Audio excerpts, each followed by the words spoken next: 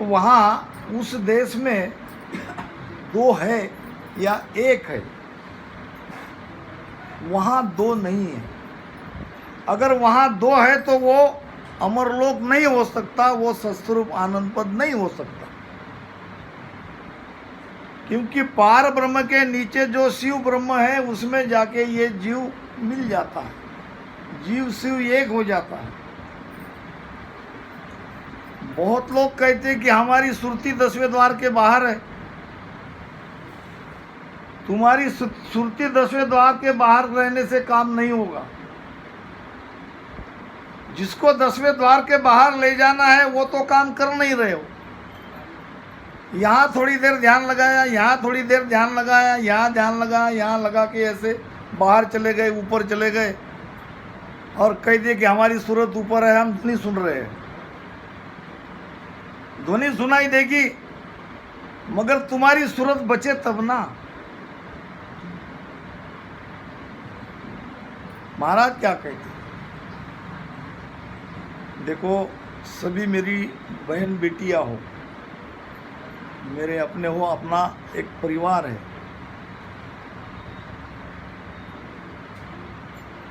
लोक लाज के कारण कुछ कुछ ज्ञान हमारे सामने अभी तक आया नहीं, जिसको लाना जरूरी है, क्योंकि इसमें भेद है। केवल भेद नहीं, यहाँ सारा निर्णय है। जहाँ भेद और निर्णय है वो ज्ञान हमको सुनना ही है। ज़्यादा खुलासा नहीं करूँगा, फिर भी जितना करना है उतना जरूर करूँगा। ओम सो लिंग है, सा पुरुष शरीर, ररंकार सो बीज है, ममंकार बिंद वीर, ममंकार बिंद वीर भग अंचा सोई, सूरत कमलता माय प्रीत नारी कहूँ तोई, सुख रामदास भोग जो करे, जीव से जपर आय, तो जीव उलट के आदगर, मिले ब्रह्म में जाय। कौन जा रहा है आदघर में? ब्रह्म में कौन मिल रहा है? क्या सूरत मिल रही है? फिर जीव कब मिलेगा? जीव क्या है? जीव कहाँ है? हम केवल सूरत ऊपर लगा के बैठे हैं चुपचाप ऐसे बंद करके। महाराज कहते हैं प्रेम करना है, प्रेम करना है, प्रेम की भक्ति है। क्या हमारे प्रेम में दोनों श्वास में 20-20 राम नाम इतना ही है? बहुत गहरा राज है प्रेम। प्रेम कितने प्रकार के हैं और किस प्रेम से परमात्मा नहीं मिलते हैं, वो प्रेम कौन सा है? महाराज ने कहा है, क्या कहा है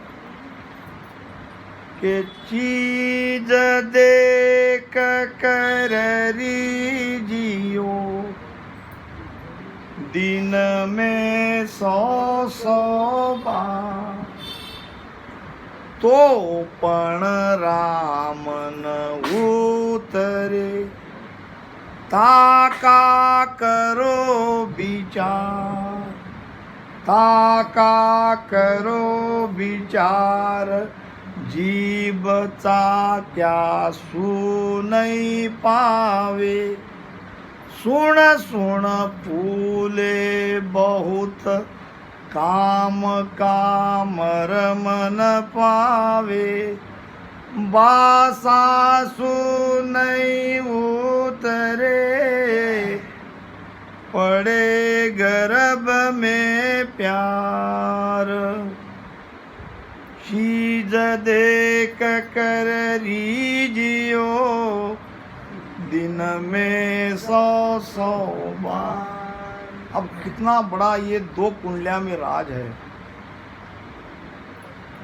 जब तक हम नहीं समझेंगे तो तब जब यह विषय सत्संग में चर्चा में आएगा। सत्संग के लिए चर्चा कैसी चाहिए ये भी गुरु महाराज ने बताया। क्यों? कि चर्चा से गुण प्रकटता है।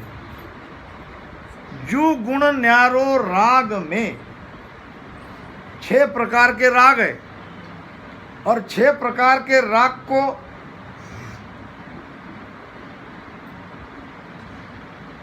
गाया गया तो वो गुण प्रकटता है। कौन कौन से 6 प्रकार के राग है और किस किस ने गाया था, थोड़ा सा इसका खुलासा करते आगे विषय की ओर जाएंगे। वाणी में आया है, दीप राग दीपक जग जावे, यानी राग दीप को गाने वाला अगर उस राग से गाता है तो बुझे हुए दिए जल जाते हैं। ये गाता था राजा विक्रम, उज्जैनी नगरी का विक्रमादित्य, जिनके नाम से ये संबंध है। बहुत बड़ा पराक्रमी विद्वान राजा, राजा भर्तरी का भाई था। उज्जैनी नगरी का दीपराग जानता था। जब वो दीपराग गाता था तो सारी उज्जैनी में, वो महाकाल में मंदिर में, वो जो बड़ी दिया सिलाई है, अपने आप दिया जल जाते थे। तो ये दीपक राग और राग भेरू, राग तानसेन गाता था। मेघ मल्हार राग, जब चाहे तब बारिश आ जाती थी। बारिश की जरूरत पड़ती, बादशाह अकबर कहते थे तानसेन को, जो उनके नवरत्न दरबार में एक रत्न था, और वो मेघ मल्हार राग गाते, बारिश हो जाती थी जब चाहे तब।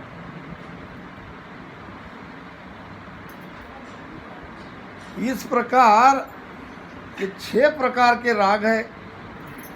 एक 2-3 राग के बारे में यहाँ निर्णय हो गया, खुलासा कर दिया।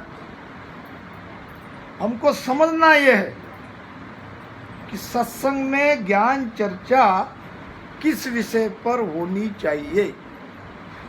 हमारे लिए कहा है कि जो गुण न्यारो राग में यूं चर्चा में हो, ये चर्चा है। सत्संग यानी क्या है? ज्ञान चर्चा है। तो ज्ञान चर्चा में गुण जरूर उतरेगा। अगर आप ध्यान लगा के सुन रहे हो तो जरूर गुण उतरेगा। उलट चढ़न की रीत सुन और न सुननी कोई, और सारे विषयों के साथ में इस शब्द का और शब्द के उलटने की रीत क्या है, ये चर्चा में आना ही चाहिए। ये मास्टर चाबी है। नियंचर नहीं जगा तो हम अमरलोक में जा ही नहीं सकते। शब्द पलटा नहीं, बंकनाल खुली नहीं तो हम अमरलोक का केवल सपना ही देख सकते। मास्टर चाबी तो अमरलोक की ये नियंचर है, ये कुदरत कला है। ये पीछम का रास्ता कैसे खुलता है, महाराज ने क्या कहा है। बड़ा सीधा ज्ञान व्यवहारिक दृष्टांत के साथ महाराज ने समझाया है। धोबी धोबण धोवण चाल्या पूरब दिशारी बाट, राम राम पूरब दिशारी अर्ध उरद का मार पछाड़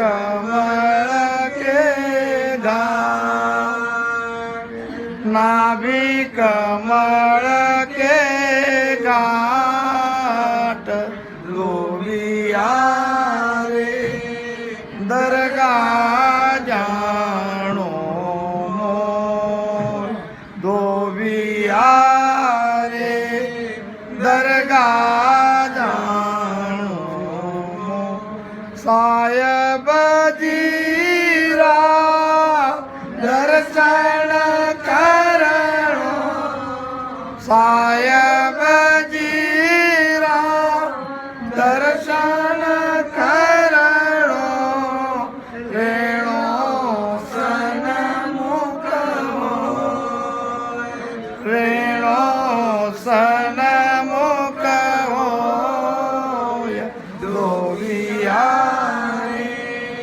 दरगाह जानो। सारा खुलासा छोटे से इस एक भजन में किया है।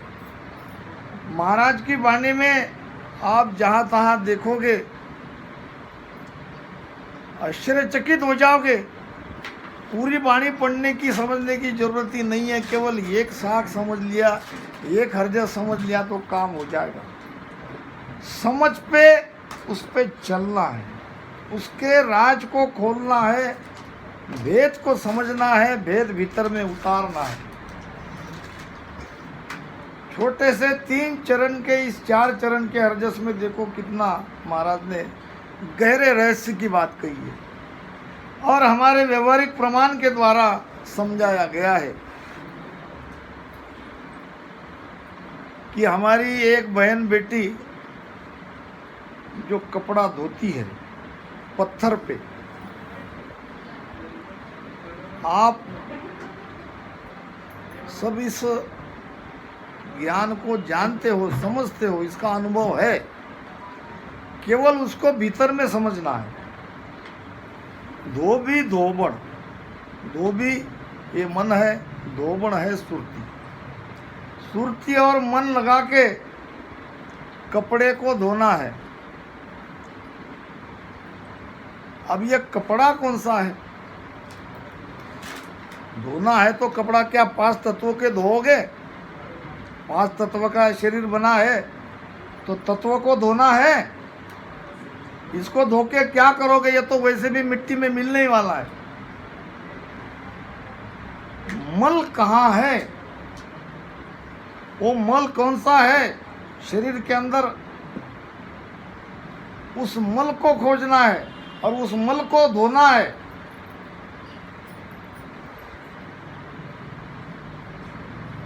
मल है मन में, और मन की ये जो 5 इंद्रियां है, 5 विषय की, इनके द्वारा ये मन मलिन हो रहा है। और मन के साथ ये हमारी आत्मा जीव भाव में आई है। आत्मा के लिए कुछ करना नहीं है, केवल मन के अंदर के मैल को मिटाना है। ये काम, क्रोध, लोभ, मोह, अहंकार, यही तो बहुत बड़े शत्रु है। इसी में तो सब जग डूब रहे हैं। एक भगत ने परमात्मा को पूछा, भगवान तुम्हें मैं क्या दूं जिससे तुम मुझे प्रसन्न हो जाए? क्या कहा? तुम्हें प्रसन्न करने के लिए मैं तुम्हें क्या दूं? भगवान ने कहा, तुम मुझे क्या दे सकते हो? जो भी चीज संसार की तुम दोगे वो तो मैंने ही बनाई है। भगवान को जो भी हम देंगे तो क्या हमने बनाई क्या? नारियल है, प्रसाद है, अगरबत्ती है, धूप है, यही तो हम सब देते हैं ना। फूल है, तो क्या ये वस्तु हमने बनाई है? ये हमारी है। भगवान ने कहा, जो भी तुम मुझे दोगे वो तो आखिर मेरी बनाई है, और मेरी बनाई हुई वस्तु तुम मुझे अगर दोगे तो इससे मैं कहीं रिझूंगा? कैसे रिझूंगा? फिर क्या दूं? तो भगवान ने कहा, वो दो जो मैंने नहीं दिया तुमको। मगर तुम उसे छुड़ा नहीं रहे हो। तुम उसे मुझे अर्पण करो तब मैं रिझूंगा। भगत ने कहा क्या? अहंकार। ये अहंकार मैंने तुम्हें नहीं दिया है, मुझे अहंकार चाहिए।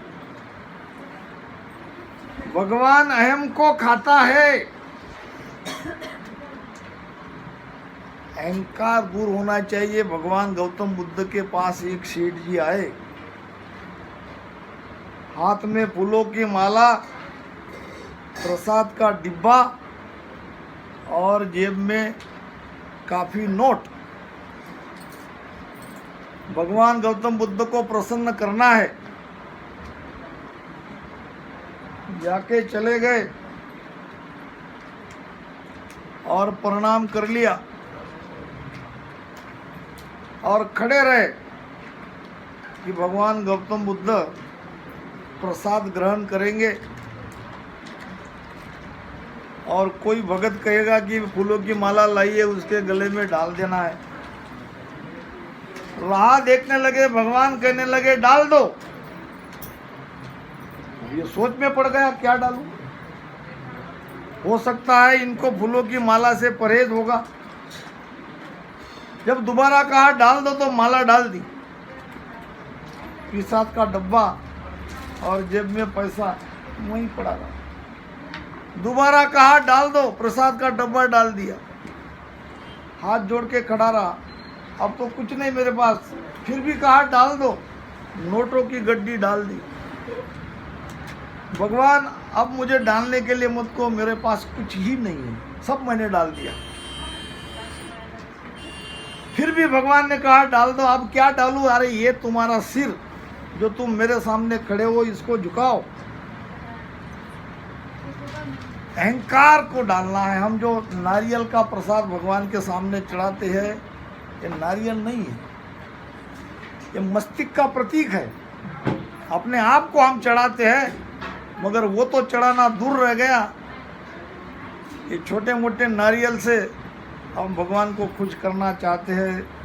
महाराज कहते भी है, देखो रे देखो साधु मत जगत की, देखो रे देखो साधु मत जगत की, हर को जाने बोला में, हर को जाने बोला में, लल पल कर केरी जायर लेवे, लल पल कर केरी जायर लेवे। ऐसा है ज्ञानी गोला में, ऐसा है ज्ञानी गोला में। देखो रे देखो साधु मत जगत की। भक्ति के बारे में जगत का मत कैसा है?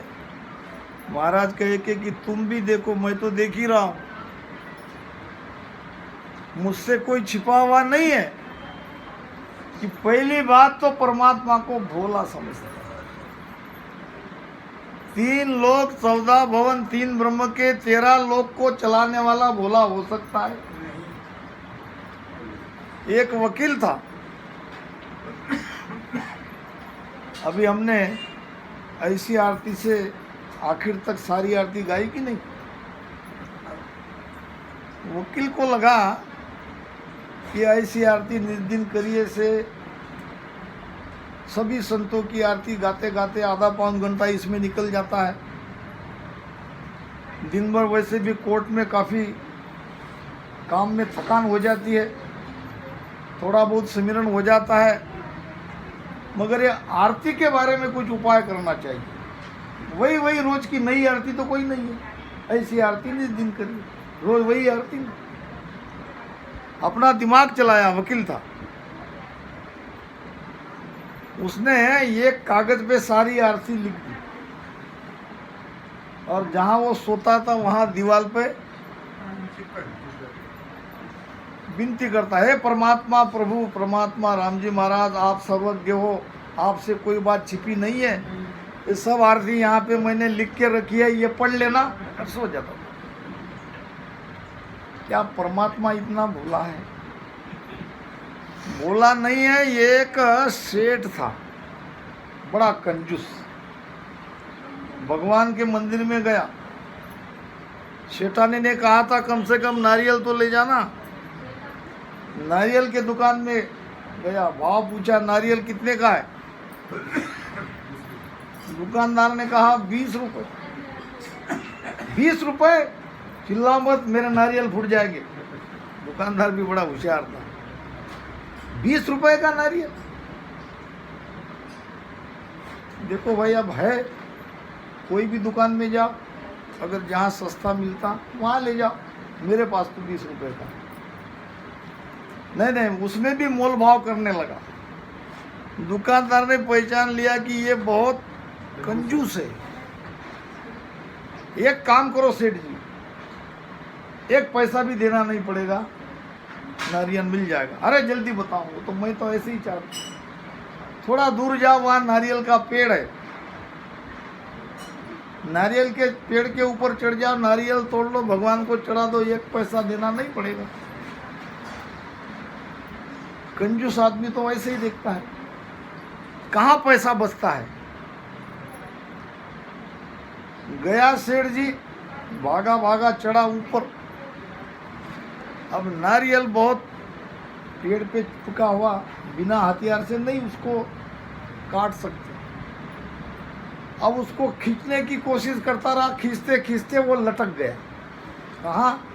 नारियल के पेड़ के नीचे। अब उसके पैर वहाँ नारियल को पेड़ को लगे नहीं, ऊपर हाथ में नारियल, नीचे कुआं। अब ऐसी विचित्र स्थिति पैदा हो गई, अब करे तो क्या करे? हे भगवान, दुख में तो भगवान का याद आ ही जाती है। भगवान भगवान चिल्ला रहा, कोई बचाने को आए तब ना।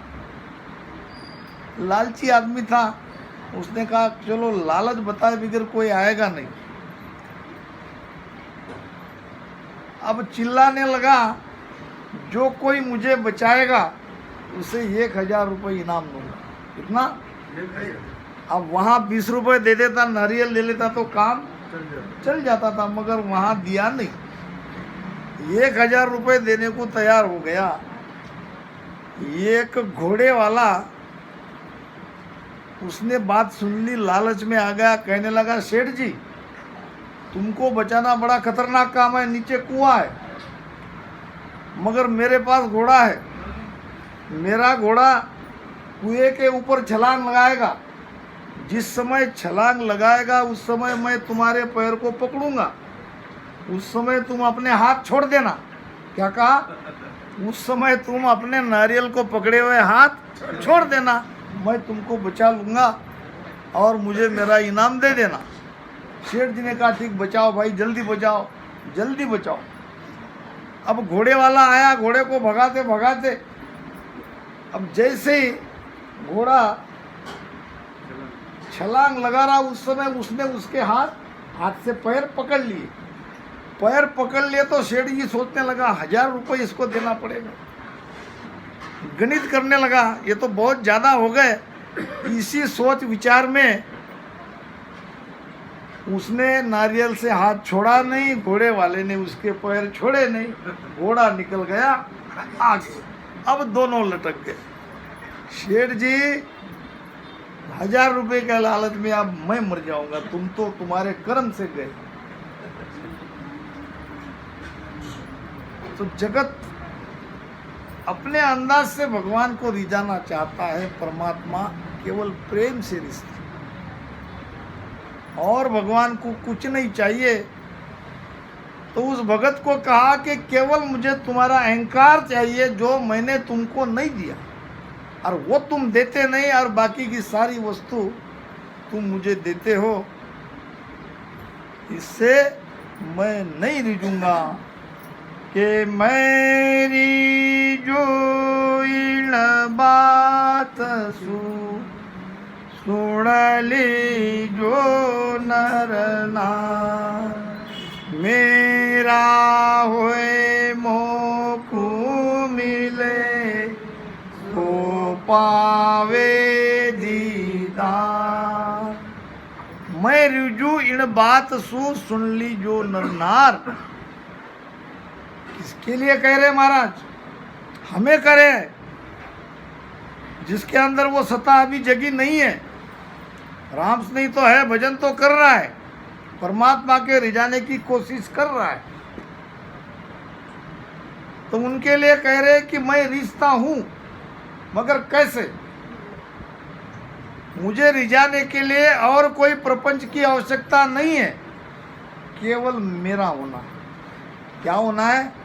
मेरा बनना है। हम करते क्या है?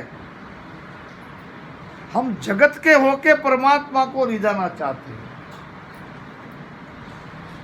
एक हाथ से जगत को पकड़े रहते हैं, एक हाथ से परमात्मा को पकड़ के रहते हैं। ये मुट्ठी छोड़ते नहीं और ये मिलते नहीं। इसको छोड़ते ही परमात्मा हमें गिरने नहीं देगा।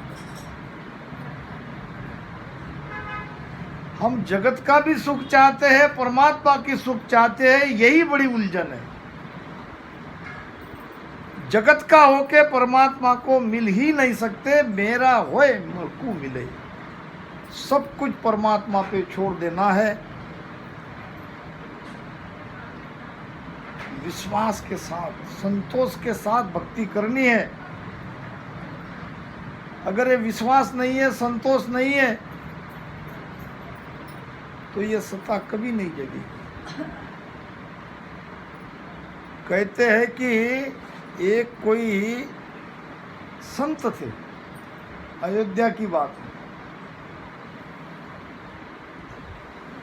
और एक धर्मशाला में रुके।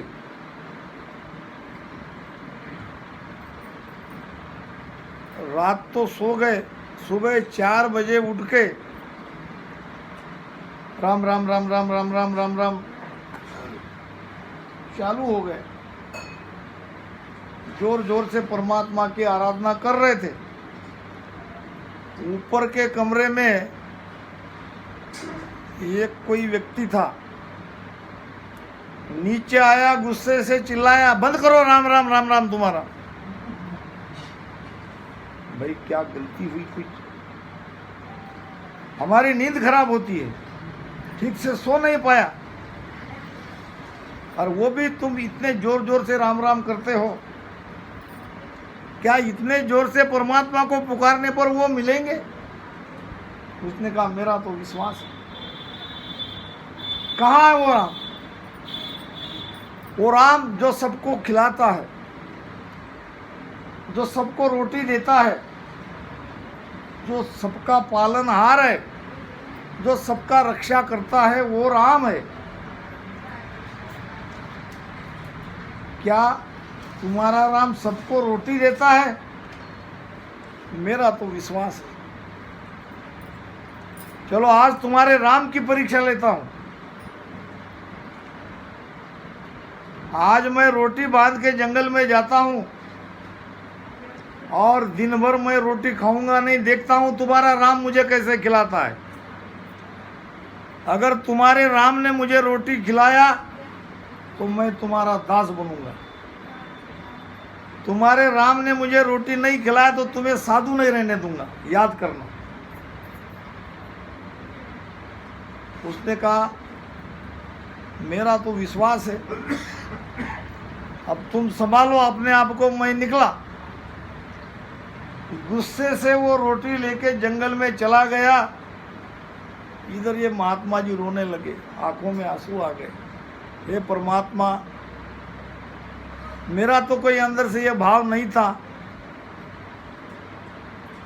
जब वो तुम्हारे विश्वास के लिए आज वो निकल पड़ा है तो उसके विश्वास को डगमगाने मत देना। रोटी बांध के पानी का घड़ा लेके एक जंगल में जो रास्ते से थोड़ी दूरी पर था वहां जाके ऊपर चढ़ गया। और इंतजार करता रहा कैसे भगवान आके मुझे रोटी खिलाता है। विश्वास की बात है, ध्यान रखना दृष्टांत को। सुबह से बैठा 11-12 बजने हो गए। वो तो नीचे उतरने का सवाल ही नहीं था और कोई दूसरा आके उसको भोजन खिलाने का ये भी सवाल नहीं था। थोड़ी देर में उसे बैलगाड़ी के चलने की आने की आहट हुई कि कोई आ रहे हैं। देखा तो वो आवाज नजदीक नजदीक आ रही थी। बंजारों की एक टोली थी और सारे बंजारे उसी पेड़ के नीचे आ गए। उसके नाइक को कहने लगे कि हमको भूख लगी है, जल्दी से भोजन की व्यवस्था करवाओ। अब वहीं नीचे बैठ के भोजन बनाने लगे। अब भोजन के लिए बैठ गए। पत्ते में भोजन परोसा गया। इतने में घोड़े के टापों की आवाज आई। नाइक ने कहा, भागो, डाकू आ रहे, मारे जाएंगे। थोड़ी देर में डाकू आ गए। बंजारे वहां से भाग गए। डाकू की टोली देखा तो खाना परोसा हुआ। भूख तो लगी है सरदार, आज तो बहुत बड़ी कृपा है, तैयार भोजन मिला है। बैठ गए। वो जो छोड़ के गए थे कुछ तो वैसे ही था, कुछ तो एक आध दो कोर मुंह में गए होंगे बंजारों के, चले गए बेचारे डर के मारे। अब खाने वाले थे डाकू। सरदार ने कहा, खबरदार, हो सकता है किसी की चाल हो हमें पकड़ाने के लिए, भोजन को छूना मत। हो सकता है इसमें किसी ने जहर डाला हो, विष डाला हो। देखो कोई भोजन बनाने वाला इधर उधर है क्या। देखा, ढूंढा, थोड़ी देर में मिल गया। एक ऊपर बैठा था आदमी। सरदार, एक ऊपर बैठा है, यही है। उसको कहा, नीचे उतरो। उसने कहा, क्यों? नीचे उतर के पहले तुम भोजन करो, हम देखना चाहते हैं भोजन में विष है कि नहीं है। उसने कहा, तुम मुझे चाहे कुछ भी कहो, भोजन करने के लिए आज मत कहो, आज मुझे भोजन करना नहीं है। सरदार ने कहा, यही है, भोजन कोई मत खाओ जब तक ये नहीं खाएगा। अब बंदूक लगा दी। उतरते नीचे की गोली मारो। उसने कहा, सरदार मारो मत, मैं नीचे उतरता हूं, मगर मुझे भोजन मत खिलाओ। क्यों नहीं खिला? अब कहना पड़ा एक महात्मा जी से, सुबह मेरा ये बात हो गई, आज मुझे रोटी खाना नहीं है और तुम मुझे रोटी के लिए जो जबरदस्ती कर रहे हो। अब बंदूक यहाँ पे कनपट्टी पे लगाया, उसको भोजन करने लगाया। भोजन खाता गया, रोता गया, भोजन खाता गया, रोता गया। हे परमात्मा, तू कितना दयालु है, मेरे लाख न चाहते हुए भी मुझे भोजन करना पड़ रहा है। अब सरदार को कहने लगा, भोजन में कुछ नहीं है, तुम खाओ, ये तो एक संत के लिए मैंने भोजन नहीं किया। सरदार ने कहा, अगर कोई ऐसा संत है तो हम भी ये डाकूगिरी छोड़ते हैं, हम भी तुम्हारे साथ उनके शरण में आते हैं। वो व्यक्ति आगे आगे पीछे डाकू डाकू सब उस संत के शरण में आ गए। वो संतों से वाद करने वाला कोई छोटा मोटा नहीं था, वो था संत मलुकदास, जिनके दोहे बहुत प्रसिद्ध है। कहने का